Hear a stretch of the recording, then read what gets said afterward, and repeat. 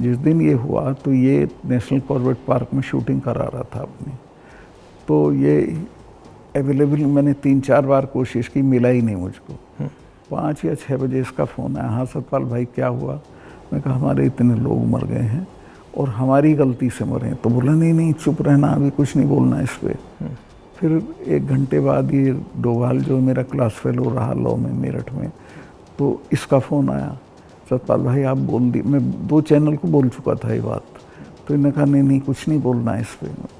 आपकी क्या राय है उसके बारे में, पुलवामा के बारे में? पुलवामा के बारे में मैं ये तो नहीं कहता इन्होंने कराया, बट पुलवामा में इन्होंने उसको इग्नोर किया और पॉलिटिकल इस्तेमाल किया अपने लिए, क्योंकि उसमें इनकी स्पीचेस हैं जिसमें ये कहता है कि जब वोट देने जाओ तो पुलवामा की शहादत को याद रखना। जैसे ही मैंने पुलवामा के बारे में सुना, मुझे पता लगा कि हमारे जो शहीद हैं एयरपोर्ट आ रहे हैं जी। तो मैं सीधा एयरपोर्ट गया। हमारी सिक्योरिटी वालों ने मुझे कहा कि नहीं नहीं नहीं आप मत जाइए, मगर मैंने कहा मैं जा रहा हूँ। तो मैं एयरपोर्ट में चला गया और एयरपोर्ट में उस टाइम मुझे कमरे में बंद कर दिया और मुझे कहा कि देखिए आप कमरे से नहीं निकल सकते। मैंने कहा मतलब? तो उधर वो सब शहीद आए थे, वहाँ पे आर्मी के लोग थे, प्रधानमंत्री आ रहे थे और मुझे मतलब लिटरली चाबी से बंद किया कि आप बाहर नहीं जा सकते। मैंने सिक्योरिटी वालों से बोला ये मतलब ऐसे कैसे कर सकते हैं, और फिर लड़के मैं वहाँ से निकला। तो मुझे लग रहा था कि एक पूरा वहाँ पे शो सा क्रिएट हो रहा था। हाँ वो था ही, वो प्रधानमंत्री को श्रीनगर जाना चाहिए था, राजनाथ सिंह आए थे, मैं था, हम लोगों ने श्रद्धांजलि दी थी, प्रधानमंत्री को उसी दिन जाना चाहिए था। नहीं मगर मुझे उसमें क्या शौक लगा कि ऐसे लग रहा था कि एक कोई बड़ा इवेंट सा हो रहा है ना इसके लिए, और वहाँ पे प्रधानमंत्री आए हैं और ये पूरा मतलब जैसे देश को दिखा रहे हैं कि भैया देखो, काफ़ी डिस्टेस्टफुल सा था। जिस दिन ये हुआ तो ये नेशनल कॉर्बेट पार्क में शूटिंग करा रहा था अपनी, तो ये अवेलेबल मैंने 3-4 बार कोशिश की, मिला ही नहीं मुझको। 5 या 6 बजे इसका फ़ोन आया, हाँ सतपाल भाई क्या हुआ? मैं कहा हमारे इतने लोग मर गए हैं और हमारी गलती से मरे हैं। तो बोला नहीं नहीं चुप रहना, अभी कुछ नहीं बोलना इस पर। फिर 1 घंटे बाद ये डोभाल जो मेरा क्लास फेलो रहा लॉ में मेरठ में, तो इसका फ़ोन आया, सतपाल भाई आप बोल दी। मैं 2 चैनल को बोल चुका था ये बात, तो इन्होंने कहा नहीं नहीं कुछ नहीं बोलना है इस पर। मैं कहा ठीक है, मैं समझा कुछ जांच वाँच कराएंगे, उस पर असर पड़ेगा। कुछ भी नहीं। तीसरे दिन इनका आ गया कि ये पुलवामा की शहादत को याद रखो और अब हम बालाकोट करेंगे, ये करेंगे, वो करेंगे। और अभी तक उसमें कुछ नहीं हुआ? कुछ नहीं, करना भी नहीं है इसको। पुलवामा के शहीद जिस तरह हुए थे इसलिए हुए कि उन्होंने 5 एयरक्राफ्ट मांगे थे। अगर वो मेरे से मांग लेते तो मैं इमीडिएटली कर देता। मैं तो वहाँ स्टूडेंट्स जब जम्मू में फंस जाते थे बर्फ में, उनको एयरक्राफ्ट से, क्योंकि दिल्ली में एयरक्राफ्ट इमीडिएटली मिलता है किराए पे। 4 महीने तक एप्लीकेशन उनकी पड़ी रही होम मिनिस्ट्री में और 4 महीने बाद वो खारिज कर दी कि नहीं देंगे।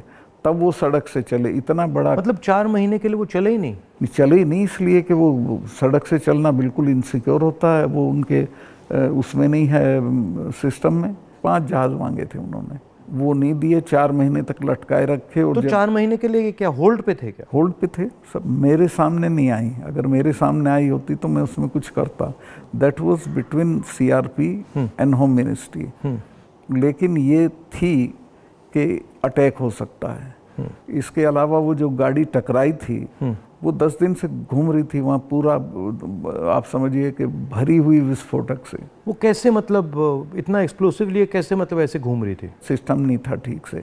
और जब मैं गया हूँ फिर पुलवामा होने के बाद, तो जो 10 किलोमीटर का स्ट्रेच है उसमें लगभग 8-10 लिंक रोड मिलती हैं। एक भी सैनिटाइज नहीं थी उस दिन। बल्कि हम तो जब अपनी पुलिस को भेजते थे कश्मीर की, तो पूरी रोड पे सिविल ट्रैफिक बिल्कुल रोक देते थे, सैनिटाइज कर देते थे, तब भेजते थे। ना हाईवे सैनिटाइज था ना वो लिंक रोड।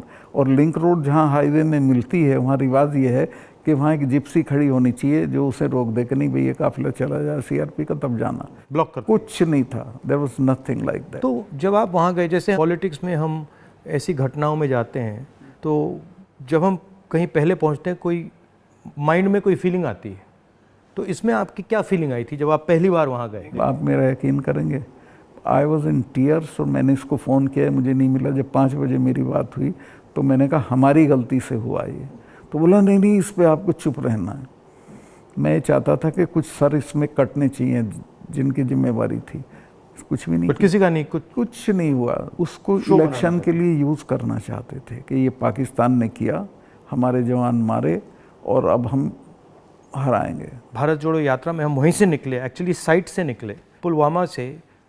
तो मुझे ये लग रहा था कि जो आपने बोला कि ऐसी जगह पे, स्ट्रेटेजिक जगह पे इतना एक्सप्लोसिव कहाँ से आ गया, कैसे आया, वो मेरे दिमाग में क्वेश्चन था। सारा पाकिस्तान से आया था, बट इतना 600-300 किलो। हाँ, ये बॉर्डर तो हमारा पोरस है और ये इतना एक्सप्लोसिव इंडिजिनसली प्रोक्योर करते तो वो बात फैल जाती।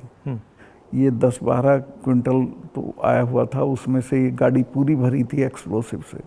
और बताया मुझे जब मैं गया कि साहब ये तो 10-12 दिन से घूम रही थी गाड़ी। जो गाड़ी चला रहा था उसका भी, मालिक का, दोनों का टेररिस्ट रिकॉर्ड था। दोनों कई बार गिरफ्तार हो लिए थे, फिर छूट गए थे, फिर गिरफ्तार हुए थे, फिर छूट गए थे। अच्छा। तो उन पर कोई निगाह नहीं थी इंटेलिजेंस एजेंसीज की।